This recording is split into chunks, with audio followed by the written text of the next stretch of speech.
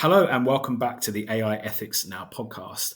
I'm Tom Ritchie and I'm really excited today to be joined by two colleagues from Zilstrat. We have Ganeshan Keerthavasan and Tom Tirpak. Hi both. Hello, Tom. Hello.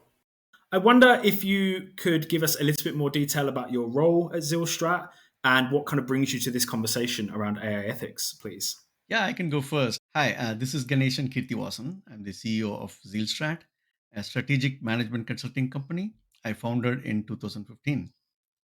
My story begins with my desire to help people as a medical doctor. I'm an MD, and my PhD is in biochemistry. After working for a decade in the medical field, publishing several peer reviewed articles on hematology oncology, I went to Kellogg School of Management at Northwestern University, realizing that well managed organizations are needed. When I was when I started looking into this, it was 2013 14, and I started thinking about it a little earlier. And those days it was very difficult to digest a lot of mistakes done in the corporate world. And I thought, ethics need to be brought into those corporate area. And I said the people like me should be there, so that's why I wanted to go there. And then after that, I found one more company called Health for Silvers, a personalized healthcare company for seniors. And that's out of passion. I'm helping people in India. We have built great team at Zealstrat so far, and we partnered with thought leaders in academia and C-level executives at large companies and mid-sized companies to make meaningful improvements in their businesses. This has been very rewarding, and I am proud of our team actually. Thank you. Yeah, and your passion comes through really clearly, I think, as well. And it's exciting to be able to talk to someone who is doing this in their day job. We have a lot of guests on the podcast for the module who work in AI, but perhaps aren't doing it in the corporate world. So I think there's a really interesting balance and perspective that you can bring. Tom, how about you? What brings you to this conversation? Sure. For 3 years now, I've been a business excellence advisor with Zealstrat, and I'm currently heading our new line of business, AI ethics. My PhD is in electrical engineering from the University of Illinois at Urbana-Champaign. And actually, my PhD research was funded by Motorola's AI lab. A few years after that, I earned a Master of Engineering Management from Northwestern University. And so you might notice Northwestern is our common thread that brought Ganesan and me together a couple of years after that. In industry, I've led comprehensive business improvement programs in telecom, aviation, financial services, automotive, consulting, often with the help of AI and automation. So, several decades of experience with the technology of AI, as well as really the business application of it as a decision support system. So, I'm a certified Scrum professional product owner and Lean Six Sigma master black belt. So, really into and concerned with how teams work, how business processes work. And so, I've led and mentored and coached probably more than 300 structured improvement projects across many business functions. So really hands-on in industry, but I've also taught at two universities and sponsored student projects there. For example, currently Zealstrat is working with students in capstone projects at Northwestern University, also published in peer-reviewed journals. Since 2008, I've been an editor for the journal Research Technology Management and really had an opportunity to see what are the front of mind issues that companies and organizations are dealing with across the globe, across many different industries. And certainly AI, automation, these kind of topics that we're going to talk about today are front of mind across a broad range of companies. So really appreciate the opportunity to talk with you, Tom, today. Yeah, fantastic. And again, it sounds like you have a really interesting career that brings you to this point. And I'm interested to learn more about what Zilstrat does a little later in the podcast. I wonder though if we could start with both of you really with the question of what ethical considerations should we be thinking about now for the future of AI? Yeah, that's a great question. As AI becomes more integrated into our lives, it's crucial to consider the ethical implications today to shape a beneficial future. AI is no more in the research stage. It has come to the mainstream. Everybody has very big passion to use AI in their businesses and start up companies and bring value to the customers. Of course, it is very important.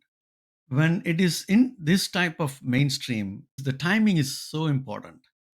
If we miss this boat, we will see similar implications like we saw in social media, how it started, and we didn't, or we failed to regulate early enough. Now we see a lot of issues out of that. The backfiring starts happening. I'm still happy that we are not completely rejecting the social media, but AI, if we do the same thing with AI, there is a big risk that we might completely shut down. The people might shut down from using AI, or it will be a big problem. So here are some key ethical considerations. I would say there are five of them. I'll take two, and Tom can talk about three more. So bias and fairness, it's something that's very important when you think about AI that you wanted to implement or use. AI systems learn from the data they are fed to, right? If the data reflects societal biases, the AI will perpetuate those biases. And remember, AI is such a scaling technology that it just reaches millions and millions of people in seconds, right? So this can lead to unfair outcomes in areas like hiring, lending, criminal justice, taking care of health of patients. There's so many implications it can cause. Imagine an AI powered hiring tool that consistently overlooks qualified candidates from underrepresented groups because of biased historical data. We need to be very cognizant about all these things. Second thing we can talk about is privacy and surveillance. AI can analyze vast amounts of data, potentially infringing on our privacy. So we need to be very careful when we implement. What is the local culture? What are the things that they consider as privacy? And every local state and country have their own laws, controlling those privacy and surveillance aspects. In US we are a little bit relaxed. We will be okay to give away our data, so for the companies to use and give us some benefits. But in other countries it could be a big issue. They will be so sensitive about it. So we need to be very careful about all those things. Facial recognition technology, it's a big thing, and it can give so much benefits, while we should be very careful of miscreants misusing those things. Okay, so I'll let Tom speak about the rest of them. Yeah, thank you, Ganesan. Some other ethical considerations are naturally transparency and accountability, and they really go hand in hand. Um, Systems that use AI are often complex and can be difficult to understand, even for the experts that created them. And so this lack of transparency can make it challenging to hold AI systems and stakeholders accountable for what the systems do. Just as an example, if an AI enabled system denies someone a loan, it should be possible to understand why and then challenge that decision if it's unfair. Another consideration is kind of the ethics about how we use AI as a tool in service of humanity. I know people are concerned about AI possibly displacing humans in the workforce. It's not so much a question of AI replacing humans, but humans who co work with AI replacing those who don't. As with any new technology, there's going to be disruption. And so there is a necessity to adapt skill sets in the workplace. This is maybe where governments, universities, and other organizations can help with training and other incentives. Thank you to you and your university for putting together this class and inviting us to the podcast. Another consideration is just security risks. AI systems themselves can be used with malicious intent, things like cyber attacks, deep fakes. And so ensuring that the applications of these systems are good, is important. Also, as Ganesan mentioned, the systems are trained on large amounts of data, and some of that data may be sensitive as well. And so security has to really be at the forefront. There are a lot of risks, but we believe AI can be used responsibly. Organizations can earn the trust of the users and other stakeholders, but the potential for negative consequences is significant. Yeah, and that's why I think services like what we do at Zealstrat for AI ethics is so important. We help organizations navigate these ethical challenges, ensuring that AI is developed and deployed in a way that benefits society as a whole. Yeah, absolutely. And I think you've both given a really interesting overview of some of those ethical considerations. I think as well, you mentioned, Tom, job displacement. I completely agree with that. I think it's something that we've spoken about a lot on the module. The issue of explainability as well that you both touched on, that's a real, the kind of the concept of the AI black box and actually being able to unpack that and the necessity of being able to do that to be able to, for want of a better term, democratize AI as a technology and actually understand how it's working and why it's picking certain things. I think too, there's the challenge of climate change and the climate impact perhaps of AI, and I think that may be a point of selection for people in future. We've already had students talking to us about that. Now, it's a rich space. You mentioned the impact on climate change, and certainly the energy use and efficiency is important. But also, AI systems can help us solve climate change and use energy more efficiently. They have the ability to find holistic solutions that would just be beyond the scope of, you know, human teams working alone. And so, this kind of the beneficial aspects as well as the real caution that, hey, this is taking a lot of energy. I mean, absolutely. And I think one of the ways that we're getting our students to consider that is they have to write a policy brief linked to a UN Sustainable Development Goal about how they can use AI to enhance that in some way. And then we're actually encouraging them to engage in speculative fiction, for want of a better term, where we're saying, okay, now imagine it's 2040, the SDGs were done in 2030. Use what you know to speculate what that future looks like and what are the enablers, or what does the AI that exists then look like? We spend a lot of time speaking to them about dystopias and utopias, and actually it's probably going to be somewhere in the middle, as we know, but we give them that context just so that they can understand the different concepts themselves. Yeah, this kind of future casting is really helpful and needed because the rate of change and adoption in these technologies is so rapid. It's unprecedented. You look at how quickly the first users came on board with these AI enabled chatbots. No other technology has been adopted so fast. And so, like Ganesan said, we got to get in this boat and make sure that we're, at the rudder, steering it in a good direction. Little things that we do today could have a huge impact in the future. So it's good to hear that you're working with the students to consider these possible futures. I think so. And I think one of the key things that we're trying as well is the module is not for a specific department or faculty. So it's open to all students. And so we have computer scientists sitting next to philosophers, sitting next to historians, sitting next to law students, sitting next to drama students. The intent being we want as many different perspectives on this as we can, because actually what I've learned through preparing for this module is the way in which we all measure the world and even quantify happiness is different depending on your discipline. So as a historian, if you said, Tom, can you tell me what impact will AI have in 2040? The historian in me goes, oh, I'll look back at previous technologies and look at technology panics, and I'll look at kind of other precedents that we've seen in the past. Whereas an economist would go, no, don't do that.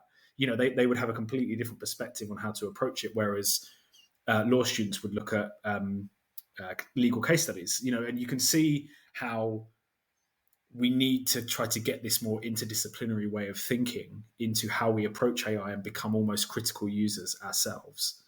This diversity of perspectives is so crucial with AI because, historically, the folks who have built the systems are software engineers, data scientists, business people, and you look at who is impacted by these systems, everybody.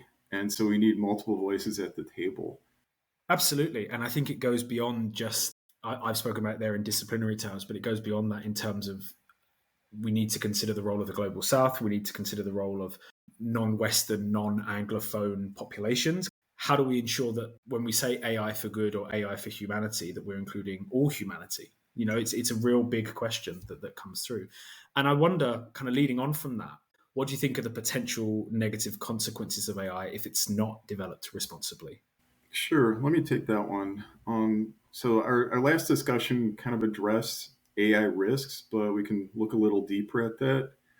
The European Union's AI Act that recently went into force August 1st enumerates several areas that are viewed as, potentially very negative, and kind of reminds us that if AI isn't developed responsibly in a trustworthy, ethical way, there are far-reaching consequences and could impact many people. So societal harm is kind of one potential consequence of bad AI or poorly done unethical AI.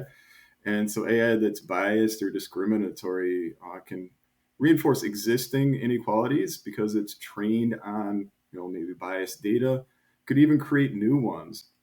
Erosion of privacy would be another area. And so, as we mentioned, AI's superpower of being able to process vast data sets, learn from them, generate predictive models is great. But we have to be really careful with this. It's kind of a Pandora's box. Imagine AI powered facial recognition that is just constantly surveilling video. Could really have a chilling effect on free expression and association, which are hallmarks of what we value as privacy in our society. Actually, this use case is one of the prohibited uses that's spelled out explicitly in the EU's AI Act. Another negative consequence, since we're looking at the dark side of AI here, is deliberate exploitation or manipulation. And this is another area that's explicitly prohibited by the EU's AI Act. So AI systems that are designed intentionally to distort behavior, exploit vulnerabilities, or deceive individuals. And you can think of, AI-driven deep fakes, spreading misinformation, or other, malicious recommender systems that may prey on vulnerable consumers.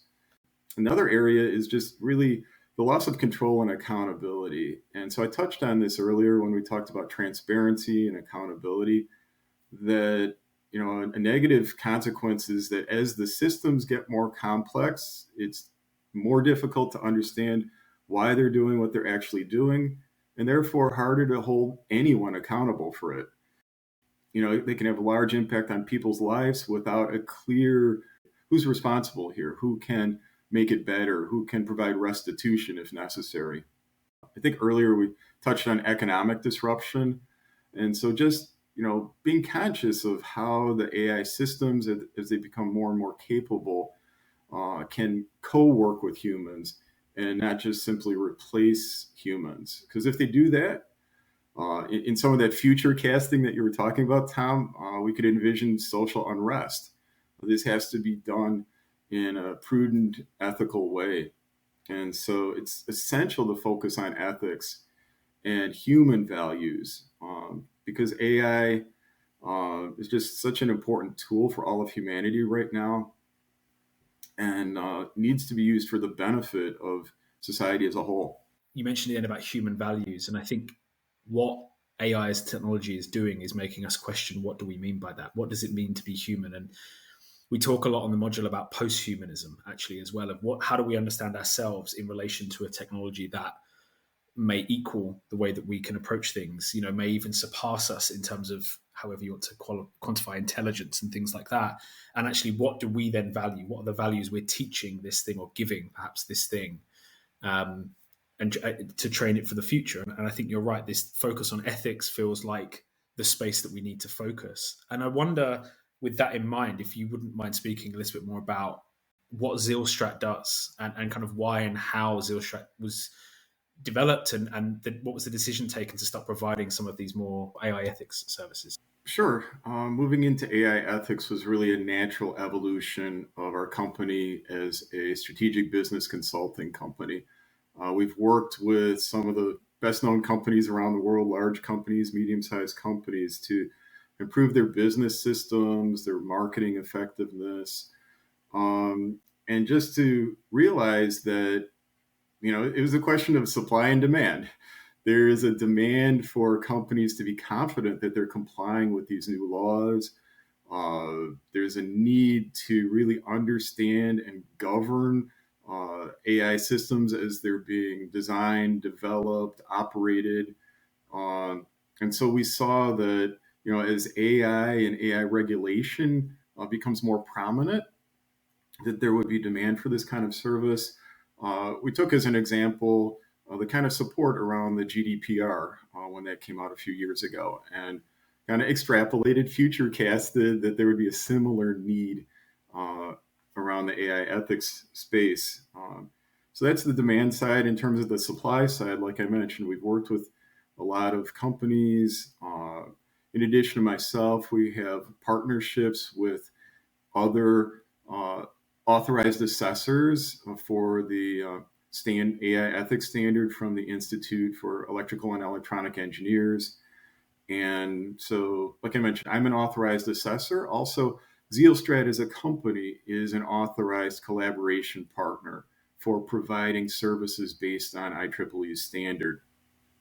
And so, working with clients, just supporting them with strategic management guidance, offering the ability for them to earn a trust mark for their automated systems. The trust mark given by IEEE, a recognized international standards body. Your Wi-Fi wouldn't work if we didn't have the Wi-Fi standard from IEEE, for example. And just to be really practical and focused on long-term client relationships. Great, thank you. I think it's really interesting, and it leads on to the next question I was going to ask you around the IEEE standard and the NISC AI risk management framework. How do you think we should use those to guide the way in which we design, develop, and deploy and then use AI systems? And also, how do you think those standards help to complement the legislation that we're talking about from governments and also institutions like the EU and elsewhere? Sure, that's a good question, Tom. Let me just offer that we really need both legislation and standards and frameworks. The standards offer specific, actionable guidance for addressing a really complex space of ethical considerations.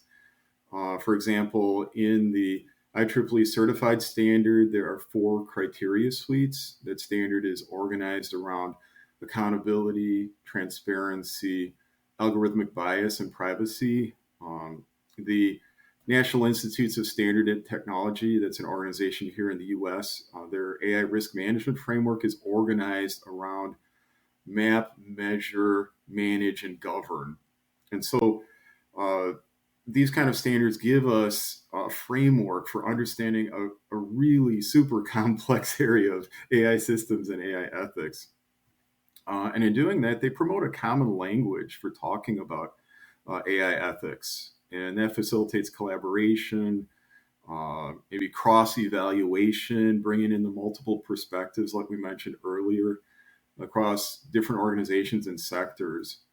A standard by itself is kind of a benchmark, so, by definition. And so by comparing a system or a business system against that standard, you have a way of systematically identifying potential risks and go through that systematically to reduce the likelihood of those risks materializing and having negative impacts.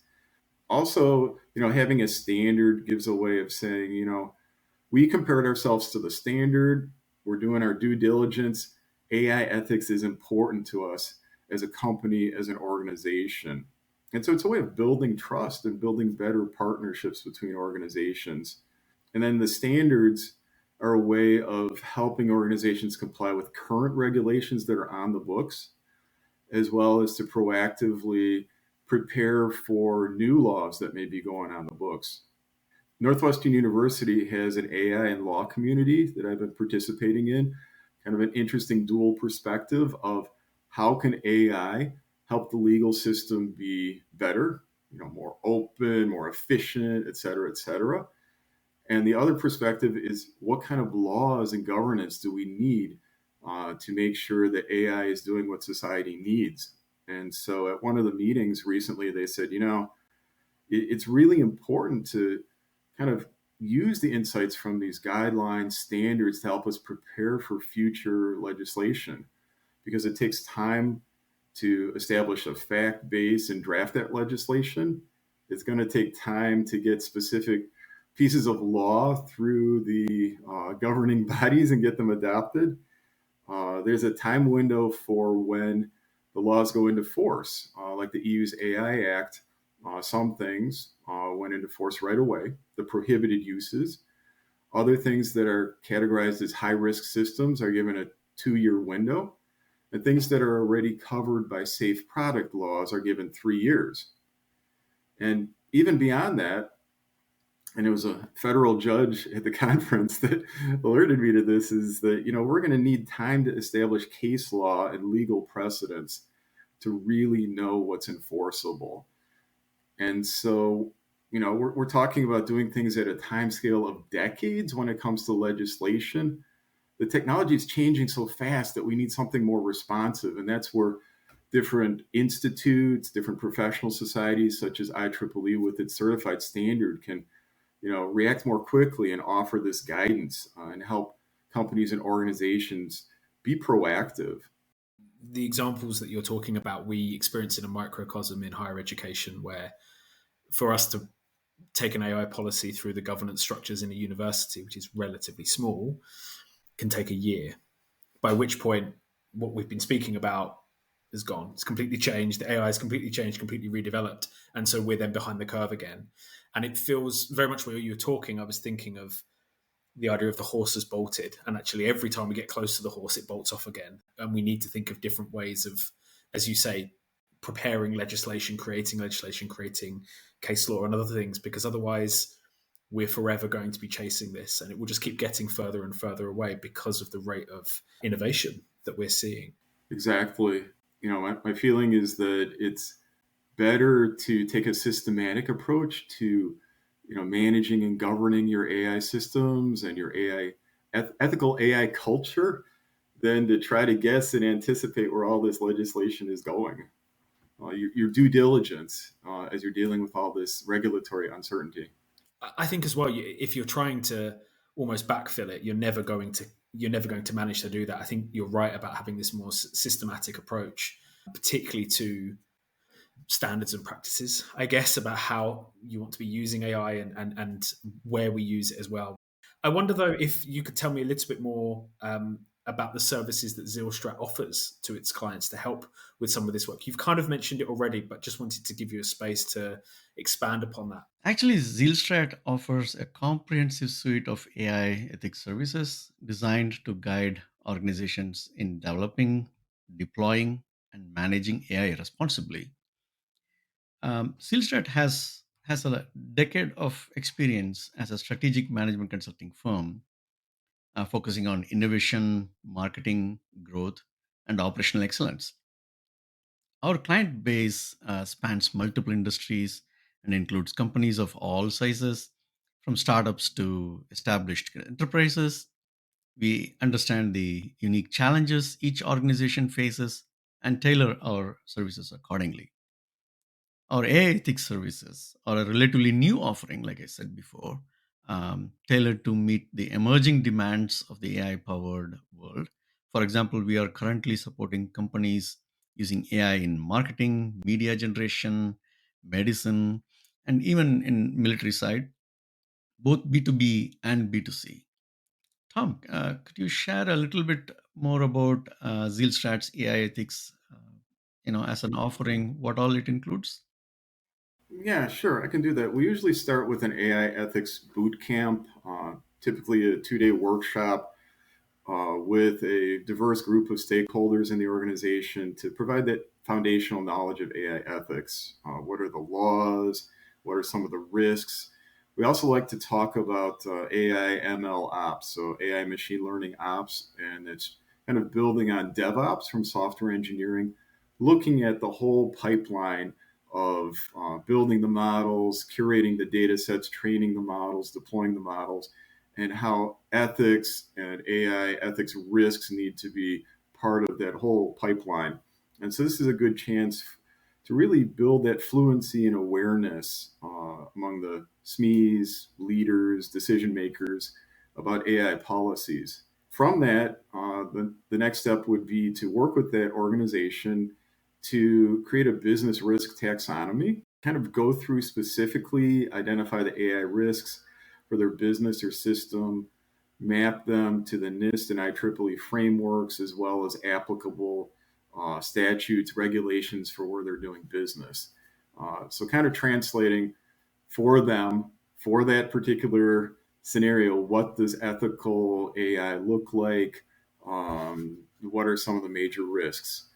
Uh, After that, and using that perspective, we can partner with them in a discovery phase. So, going out, looking at the actual processes, uh, identifying, creating, collecting essential documentation, and that allows us to compare what's actually out there to our definition of the risk profile, ethical AI.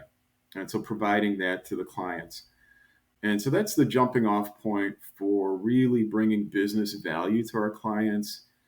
As I mentioned, we can take that and on behalf of the client apply for certification from IEEE.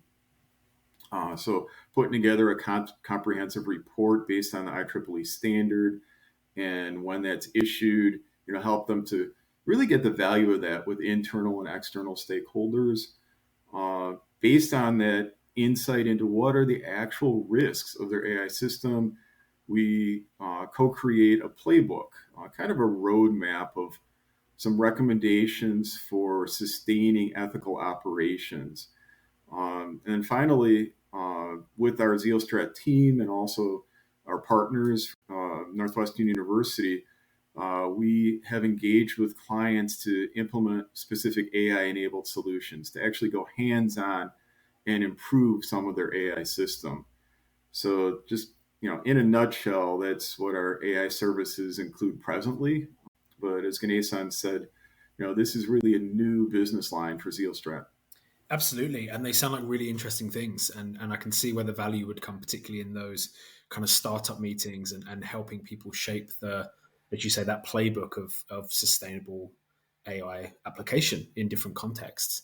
I find it really interesting that you inhabit this space between individuals and governments. I wonder if you wouldn't mind reflecting on what do you see as the ways in which that individuals, businesses, and governments can work together to shape this future of AI. Because we talk about it a lot from the role of the individual. We talk about it a lot of the role of governments and governance. But actually, what's your perspective on the interaction between all three kind of areas? Yeah, actually, collaboration is key to shaping a future where AI benefits everyone. Collaboration is key. Here's how different stakeholders can contribute. So, for example, individuals, okay, we can educate ourselves about AI, its potential impacts, and the ethical considerations involved. And this empowers us to make informed choices as consumers and users of AI technologies. We can also advocate for responsible AI development and hold businesses and governments accountable for ethical practices. We need to step forward. Then, if you think about businesses, companies developing and deploying AI systems have a responsibility to prioritize ethics. They have to do that. This means assessing and mitigating risks, ensuring transparency and accountability, and considering the broader societal impacts of their AI products and services. They know about their product. They are building their product. They know their long term goals. They need to be aware of these things way ahead and take responsible actions. The IEEE certified standard identifies multiple duty holders within an organization. Duty holders, right? That's important, including those who develop, deploy, oversee, and use AI systems. All of these stakeholders must collaborate to ensure ethical AI governance is proper and it is governed properly. Okay. Finally, governments.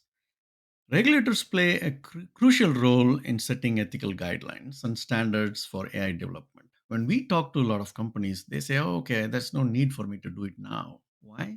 Because there's no consequences, right? Okay, if I don't do it, what will happen, right?